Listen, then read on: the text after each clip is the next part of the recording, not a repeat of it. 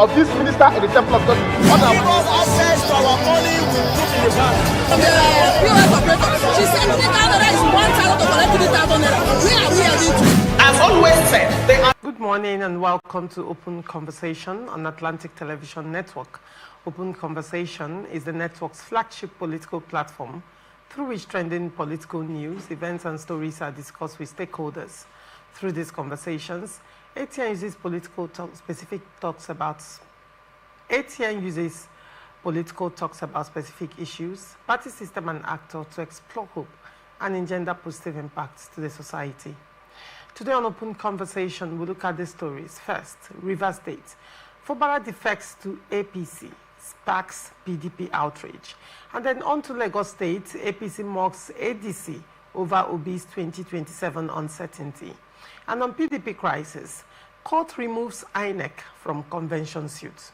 And then on to National Assembly, Senate backs Tinubu's troop deployment to Benin.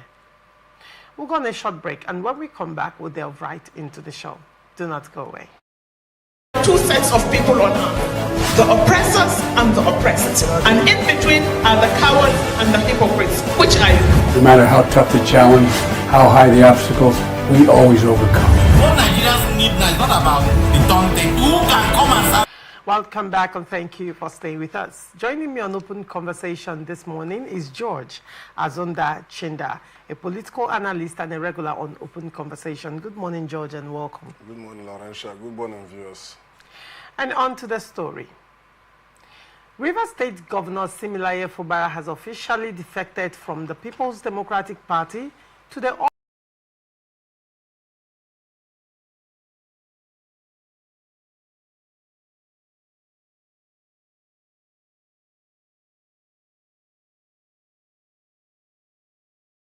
They closed the consultation with President Bola Tinubu.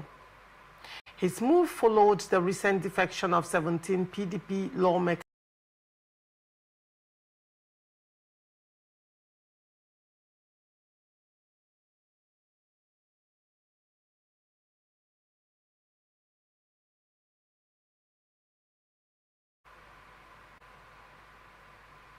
while the APC and President Tinubu offered support that, according to him, kept him standing. He praised the president for intervening at critical moments and said the state's supporters and political strength made it the right time to move to where it is better for Rivers State. Fubara also pledged full support for Tinubu's second-term bid. The PDP, however, reacted sharply, describing the governor's exit as a self-inflicted injury and a grave threat to Nigeria's democratic balance. In a statement by his National Publicity Secretary, Ini Emobong, the party accused Fubara of willingly making choices that led to his defection and warned that the development accelerates Nigeria's drift toward a one-party state. The PDP said Fubara appears to have forgotten the wide support he received from the party, civil society and Nigerians throughout the crisis. With Fubara's defection, all 6 South states are now under APC control, heightening fears of shrinking political space and rising authoritarian tendencies. The PDP urged Nigerians and democratic institutions to remain vigilant, insisting that the Rivers saga reflects a broader dysfunction in which individuals wield federal power to subdue opponents. Meanwhile, Rivers PDP chairman Robert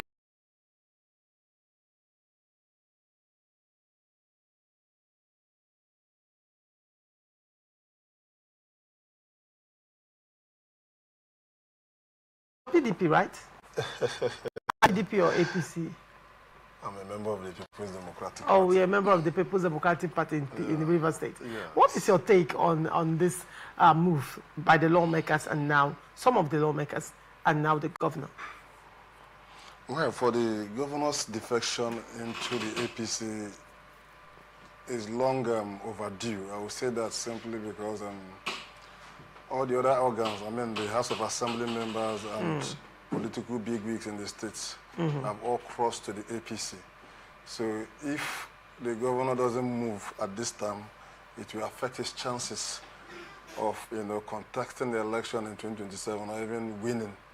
Because politics is a game of numbers, and when you have the who is who in a political party, then by implication, what that means is that you are left alone in the other party, so your chances will be so slim. For me, I think it's for political survivor. The governor had no choice.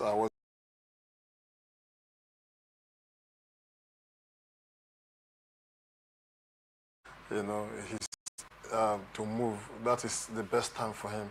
The most important thing is that he has done what he needed to do.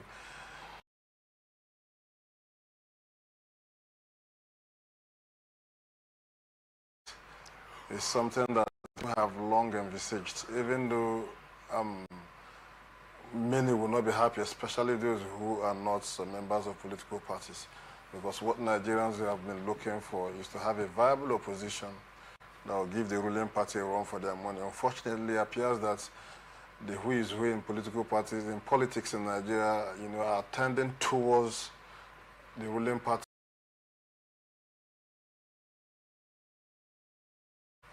A situation where you have the state in Niger Delta and the South region are all of APC. You go to Southwest, about 6 of the states there are APC, save for one. Then you go to North, just like the APC is half Southeast.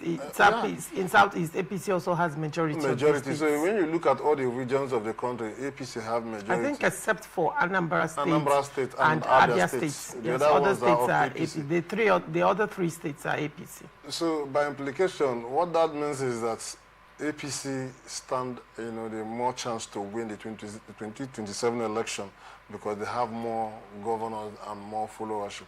So bringing it back to Rivers State, what the governor did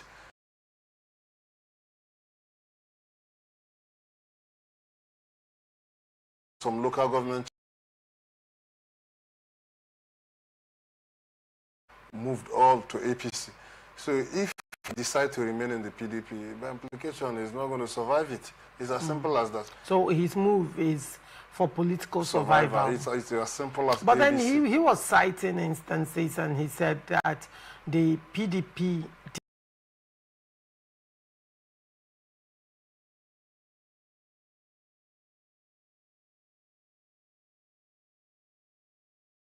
in fact, Bala Mohammed... sorry, before you go far. Go ahead. It is obvious that that is just a political statement.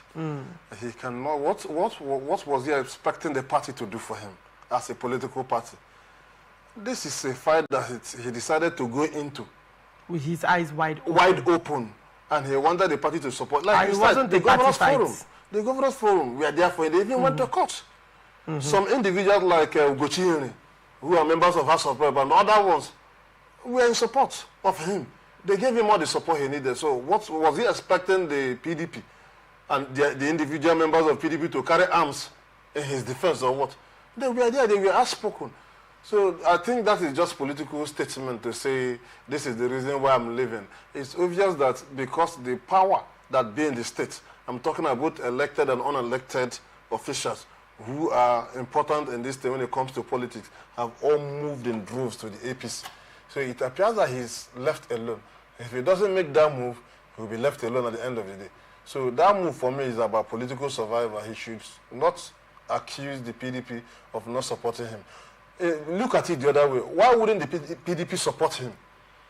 PDP is looking for somebody like him because of the position he's occupying as a governor of a state. You and I know the kind of politics we play. And how pivotal Rivers State is. Very important, very key. In the grand scheme of things very in the country. Key. So when he said the PDP did not support him, I don't think he's being truthful there. It's as simple as that. It's just about political statement. Looking for something to hold on, for the reason for leaving them and all that. But the PDP supported him massively. In fact, if the PDP did not support him, the crisis wouldn't have brewed to the level it went to. Because the PDP took side against one of their own and for one of their own. So who earned the support? It was him and no other person. Did the PDP support Wike? They did not. So I think that is not correct. It's not correct. They did not even support the...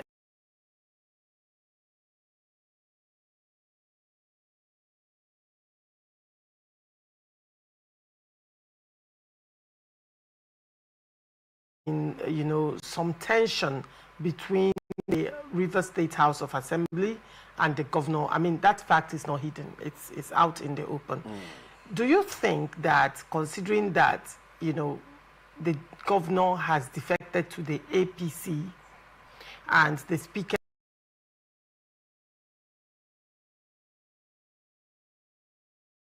that this political move will help, you know, calm rising tensions in the states between the assembly and the governor, as it were? Do you think this can help in any way to mitigate the rising tension that we are seeing? Obviously, it will help to a great extent.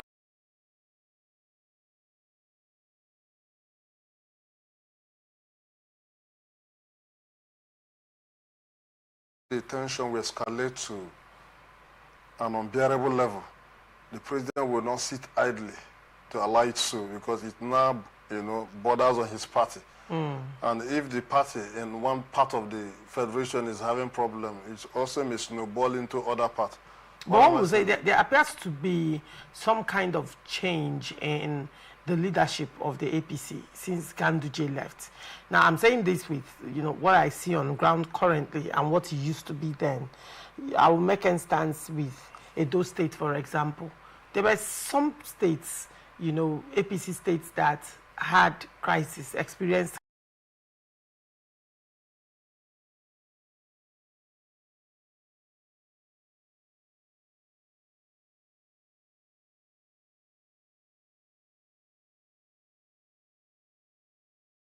that situation is. Currently, Mofwang in Plateau, you know, and North Central Forum of APC calling on the president to reconsider the position of Yowada, linking him directly to the crisis, the APC crisis that is coming up in Plateau State. That crisis has not been, you know, addressed since. Now you have the one of Osun State that's been going on and on and on for the longest, right? And one would say to a large extent, with the speed with which APC then under Ganduje would have resolved issues, we are not seeing the same speed right now. Do you think that in the case of Rivers State, it is not going to also take that kind of snail pace to reconcile? Do you think it's a situation where the president himself will want to wade in? I don't see the crisis, you know, in Rivers State, if any, will come up moving forward to last that longer or to linger. The reason is simple. Rivers State is so strategic and so key. And I believe that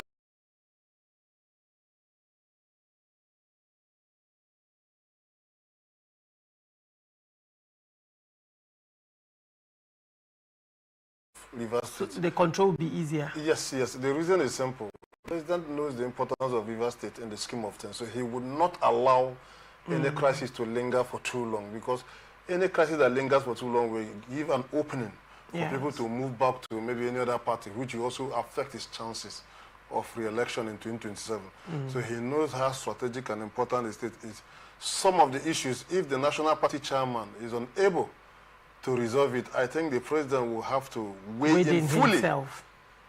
Rein in fully himself to ensure that there is peace in the party. Right. So, so probably this is going to positively, after we are looking at, you know, probably something good coming out of this, in the sense that from the angle of, you know, this crisis that we see rearing its ugly head, that the president will not allow it to fester. It will not happen. Because it will affect him in the coming elections. Yes, he also has a stake in the matter, so he will do everything to ensure that there is peace. And I'm sure, in fact, it's a master stroke that the governor actually moved in. It will douse any tension, because these are members of the same party. Even though they have their differences as humans, they will have to find a way to work with each other. At some point, the party supremacy will play a part here.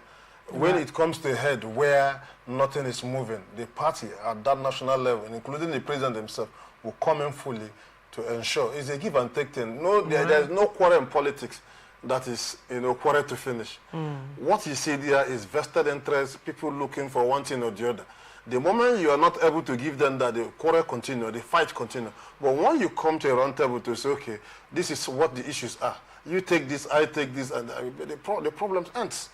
So that is where the president will show leadership some of these things will happen behind the scenes. Some of the problem will breed, but you will not hear it in the media. You know, issues will happen and calls will come in to see how they can mend fences, you know, sheathe their sword and all that, and it will not go out of the media. So it is, I don't expect, you know, further crisis in River State, given the fact that both the executive headed by the governor, Sim Fubara, and the majority of the River State House of Assembly headed by Martins Amehule, and that of Mr. Obike as a political leader. Snowballing beyond what it is. No.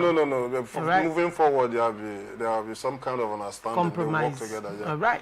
Now, moving forward, finally, before we move on to the next story, PDP, and you know, like I have always said in my program, I said by January, I see more defections because January will be a very decisive month for a lot of politicians that are still, yes, so it's election year.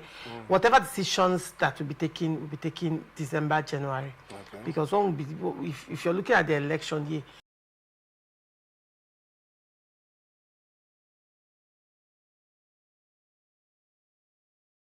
and, you know, establishing their and all of that. And PDP, to all intent and purposes, when you look at what is playing out, it appears that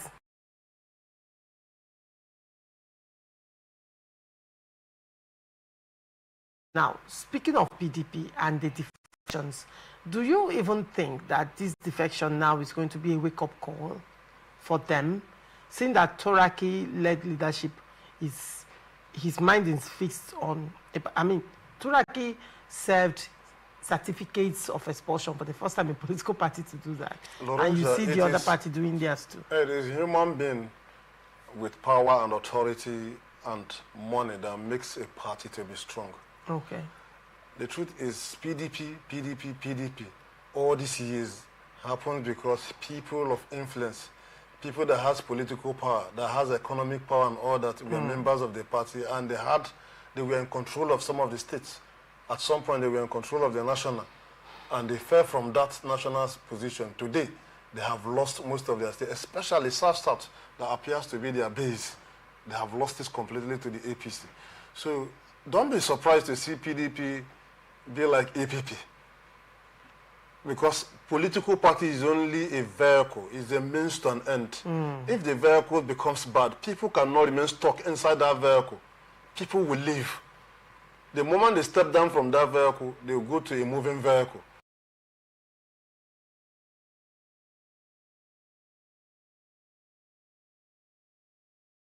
It's so bad that the whole of people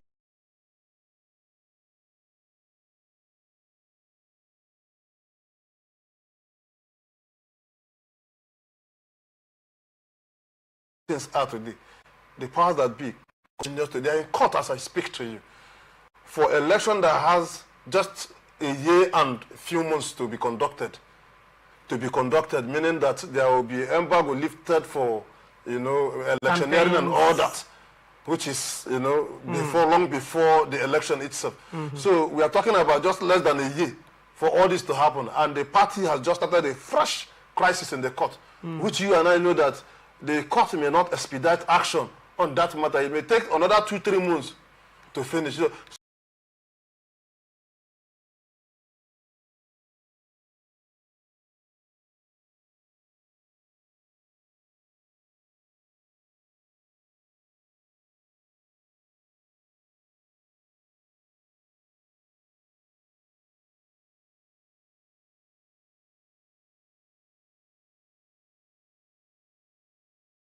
wisely. Today, look at the party is. There will be more defections.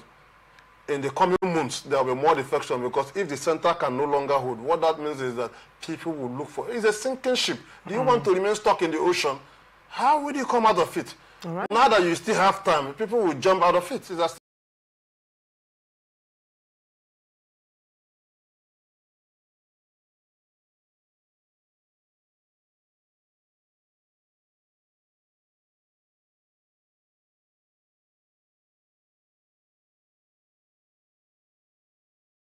from where we are.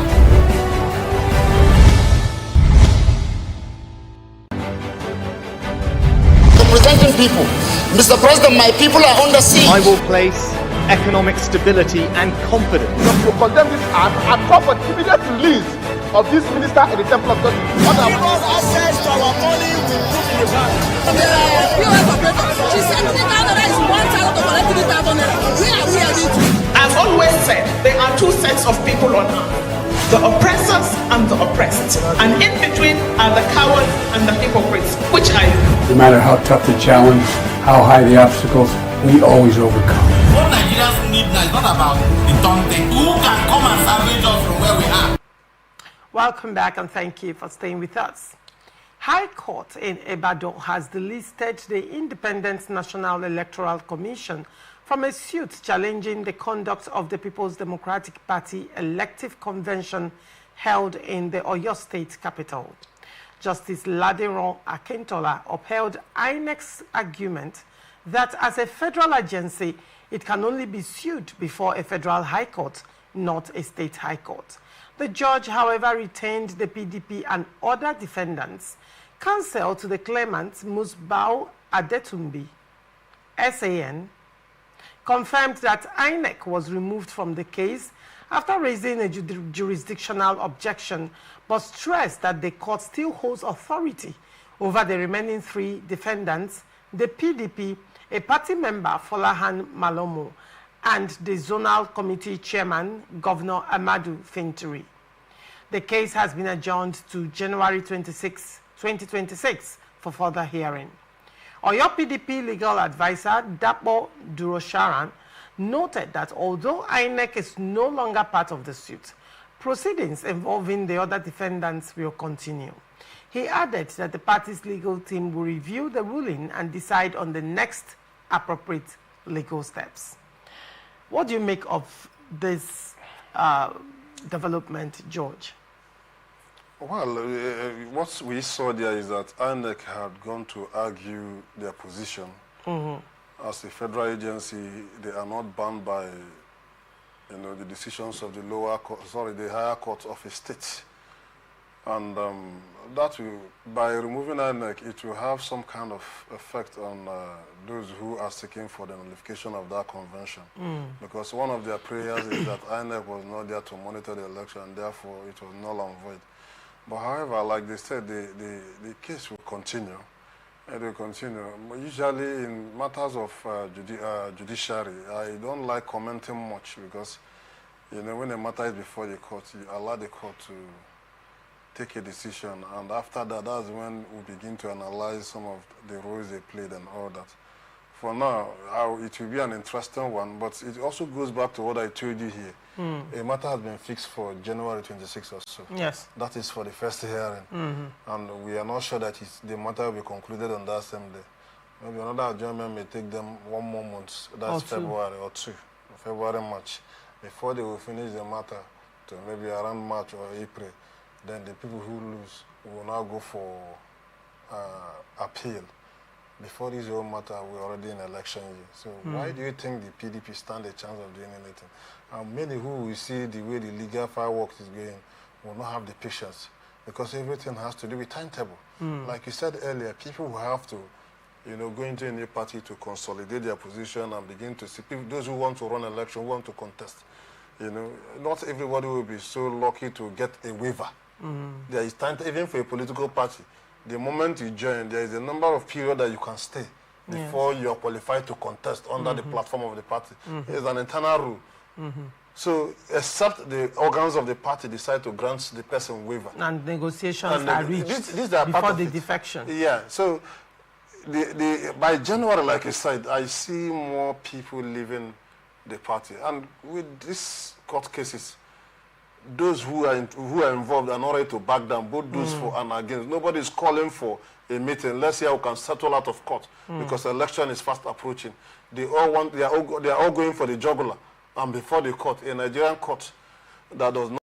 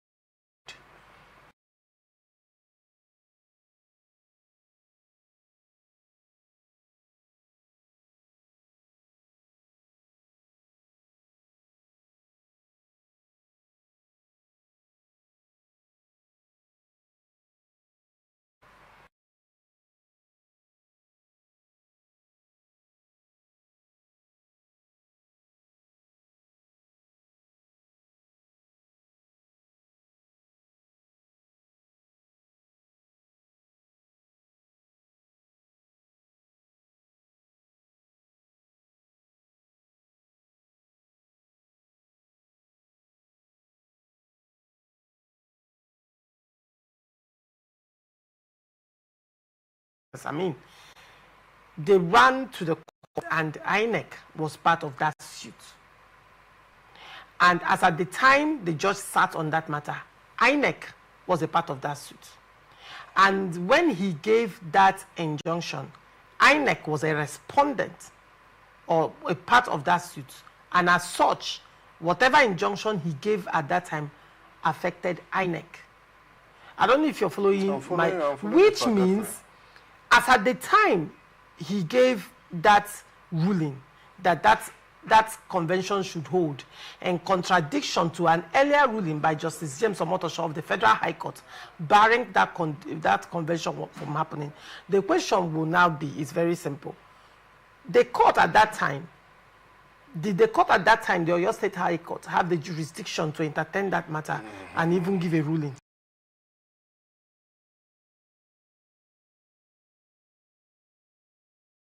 The suit, because they are a federal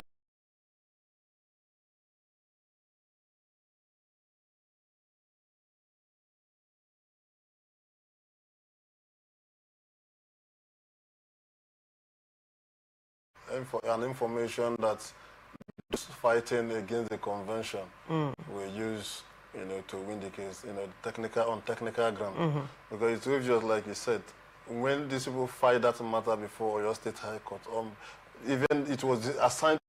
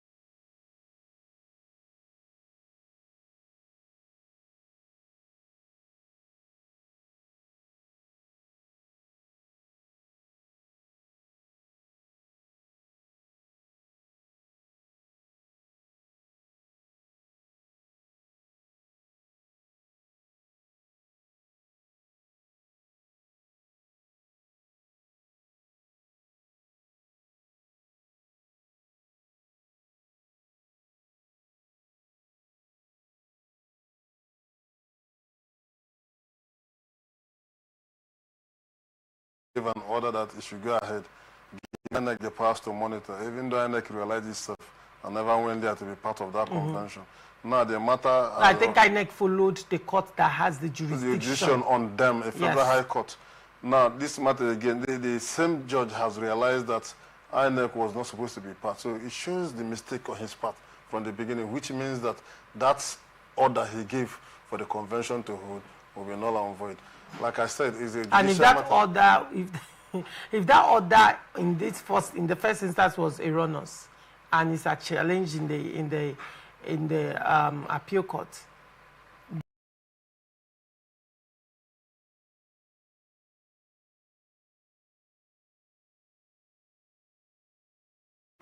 it got authority from a court that did not have the jurisdiction to give them the order to go ahead. You've just raised a valid point. I said those who are against that convention from holding, I believe they know this. They would have put one or two together to arrive at this. So this alone is enough to nullify that. Interesting. Now moving forward to Benin coup, Senate has swiftly approved President Bola Tinubu's request to deploy Nigerian troops to the Republic of Benin, following a failed coup attempt against President Patrice Talon. The approval was granted within minutes after the Senate resolved into the Committee of the Whole to consider the President's letter seeking consent under Section 5, subsection 5 of the 1999 Constitution.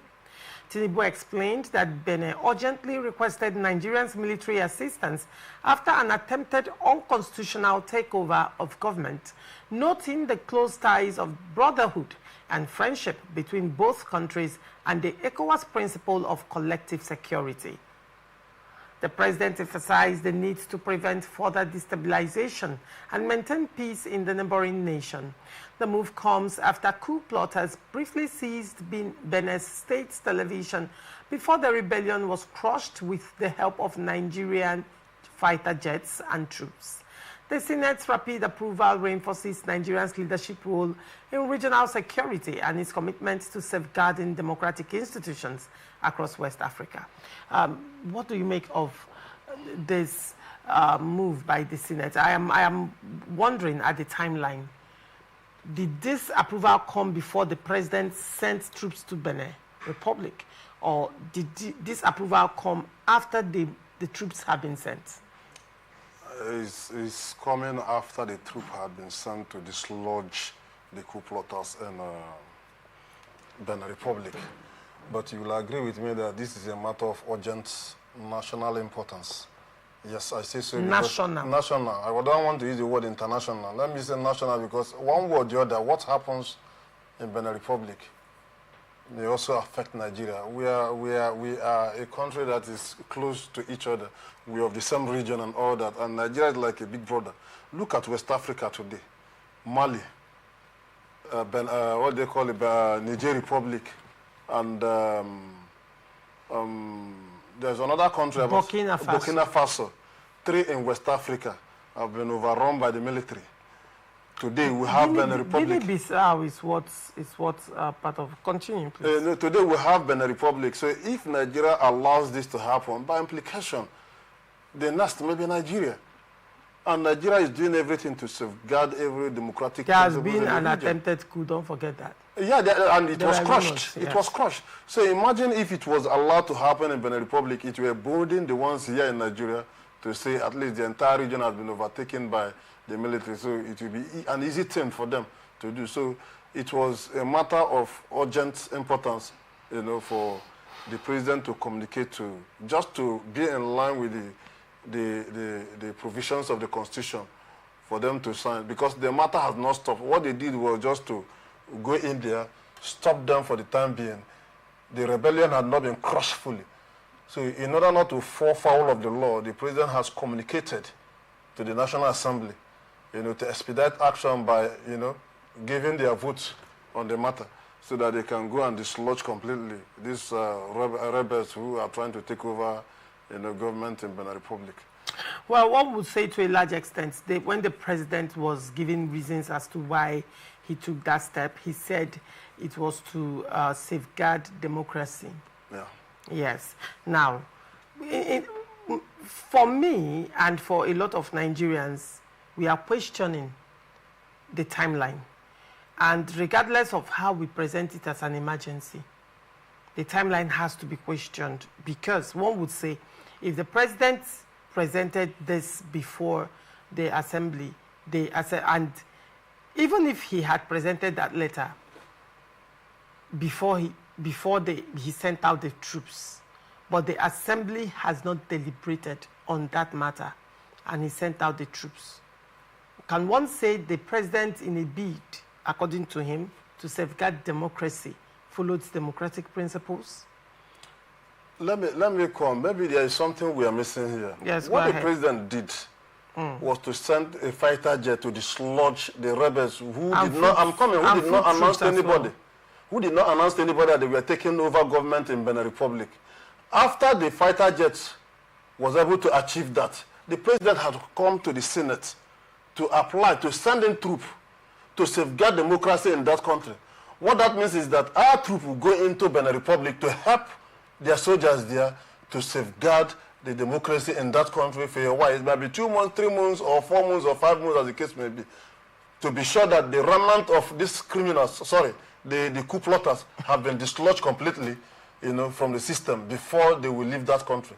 So if you are talking about the fighter jet that the president sent earlier, you're questioning the timeline, then it is wrong, because even the coup plotters did not announce to anybody when they were coming. If they had not gone in when they went in, what that means is that by now there wouldn't have been democracy in Benin Republic. The military would have taken over and consolidated power. So you going in there would not be declaring war against the people of Benin Republic. So now, it was on the invitation of the president of Benin Republic that the president of Nigeria wrote to the Senate after he had already sent in fighter jets to help dislodge the now it's also important to note that the president didn't just send in the fighter jets, he sent in troops. Of course, there will be ground troops to help. Now, you said he sent in just the fighter jets. There is the way military work. There will be air we need to establish the fact that the president didn't just send in the fighter jets. The president sent in foot soldiers, the troops as well, into Benin Republic. Like I said, the intentions, one may look at it, oh, just like you said, the intentions, honorable, right? The intentions are honorable. However, the protocols, you said it's because of, it's an emergency. It's an emergency. Very At well. that point, what if our Senate was not sitting? Hold on. You wait until they convene for you to send a letter? Hold on. Last time I checked, the Senate can sit if they want to sit. The Senate can sit and have an emergency plenary if they want to have an emergency plenary. Can I ask you a question? What if the Senate has gone on recess? And this thing is happening when they were on recess? Hold on. Even if they adjourn Senate, okay, the Senate can convene if they want. I am also aware that even Supreme Court right now gives judgment virtually. The court does their hearing virtually. Judges actually, they do hearing virtually. If there was need of urgent national importance regards to security, the Senate can choose to come together virtually just to protect the integrity of Nigerian democracy. Because if the president is saying he's fighting democracy, he's fighting to safeguard democracy, and then breaking democratic protocols in Nigeria, that leaves people with a lot of questions. I'm trying to put two and two together. So I think that when, just like you said, what if they have gone on recess and all of that? And I just cited an example that even judiciary, even Supreme Court, when they are giving landmark judgments, they do it virtually. So the world has gone beyond all of that. Just like you read in the news, when they entered their closed session, to deliberate on this, it was done in less than 5 minutes. Less than 5 minutes, and then they approved it. In that sense of emergency, that could have also been employed as well. I don't know if you understand. Yeah, I do copy what you're saying, but this case is quite different. All right. I'll have my reasons. If you want to look at it from the angle you're looking at it, then we'll miss something here. Yeah, right. Because the coup plotters never announced to anybody that we are coming by 12 p.m. or by 2 p.m. to strike. Therefore, Nigerian president, since the Benin Republic president had already called his Nigerian counterpart, please help me. Nigerian President Tinubu would have called the National Assembly to say, please, even though you cannot meet physically, from your various homes, please set up your system and vote from there. Does it really work that way? We are talking about coup plotters who had come with all arsenals to dislodge the president. And a distress call came in. The president had to. It was even easier. It was easier for our president to even send in the troop, and they got there on time to dislodge it because we share boundary with these people. It doesn't take much, just few hours of flight. Imagine if this country was far away, that it took like 5, 6, 7 hours to get there. Maybe before you get there, the military guys would have finished what they were doing. So at this point, what I'm saying is, you go in there, save the situation. If at the end of the day, the Senate, because it's a matter of urgent public national importance. If you don't do it at that time, you may have yourself to blame. Now, so the president has not done anything wrong. One would say, to a large extent, Nigerians should start holding the National Assembly and President Bola Tinubu even more responsible for insecurity in Nigeria. How do you mean? By this singular action. Yawata massacre happened, and that massacre happened for a period of hours. Rescue did not come. Plateau State massacres, when these people speak from IDPs, they will tell you the rescue never came. And sometimes when it comes after they have operated for hours and gone. I find it really interesting that Nigerian president can be so fast. I find it very interesting that Nigerian Senate can actually do approvals in a space of minutes. I mean, in a space of less than 500 seconds put together. Like I said, the other time Nigeria fights is with regards to national land. But when it comes to laws that will protect the actual lives and the territorial integrity of Nigeria, Nigerian Senate will join Senate. Like which one? Now, you're telling me like which one? I mean, terrorism, banditry, it's rife in Nigeria. What laws, what concrete laws have been made with respect to that? Now, like I said again, the Nigerian president responded very swiftly to rescue Benin Republic. But Nigerian citizens whose taxes are funding the fighter jets, whose taxes are funding the lifestyle of the National Assembly and the president and his entourage, whose lifestyle are also paying they security and armed forces. They cannot be moved. They cannot be ordered to expedite action to go and rescue the lives of Nigerians in this country. But no, politics is more important. When I'm looking at this from a very different perspective, because I am first of all a Nigerian before politics. I'm first of all a Nigerian.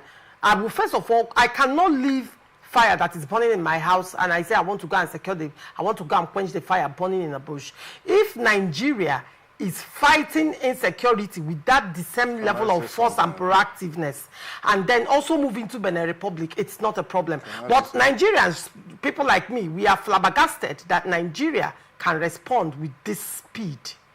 And then, in the case of Nigerians, like in Kebbi State, instead of the military to move in and secure, they are being ordered to withdraw, according to Kebbi State Governor. Well, as we round up, George, you have the floor, please, as we round up. I want you to understand that the two scenarios are not the same. They are not the same. That's why you don't expect, or you wouldn't see that swift response to quelling, that bandits and the actions and all that. In this case, the bandits, the people who suffer from bandit attack most times may not even have access to making the call at the right time for a swift response. Sometimes, because where they attack some of these things are in some rural communities where it's like a hit and run thing. It's a different scenario from what happened in Benin Republic, where when this attack was coming, a swift call was put to the president by the president of that country, and there was a quick response. I am not trying to exonerate, but I want us to understand that when you want to compare orange, you compare it with orange. Do not compare orange and apple and expect to get the same result. That's the point. Nobody will be happy of what is happening in Nigeria, especially when it borders on security. The way bandits kill people and other kidnap for ransom and order. Nobody is happy because life itself is precious. Well, please, when we are discussing issues like this, we must understand that if you want to compare orange to orange, you will understand it. But when you compare orange to apple, these are two different cases. All right. They're not the same thing. Your opinion is respected, but what I have said still stands. And I feel when you say in most of those places they are unable to put color across, that is not very true, because I have watched interviews, I have seen people speak. And the truth of the matter is that even some governors are beginning to speak out as well. We cannot sweep things under the carpet, politics or not. Our military, first of all, should secure our territorial borders. And if Nigerian government can move so quickly to secure another country, it's a different then thing. I think to rescue democracy, I'm using Tinubu's language, to rescue democracy, a system of governments, to rescue a system of governance as against lives that cannot be replaced. That doesn't make sense to me. Governance and life cannot be replaced. So while I am not saying the government is wrong, let's establish that, I am criticizing the snail pace at which the government comes to, I wouldn't even say comes to the rescue of their citizens, but would rather move swiftly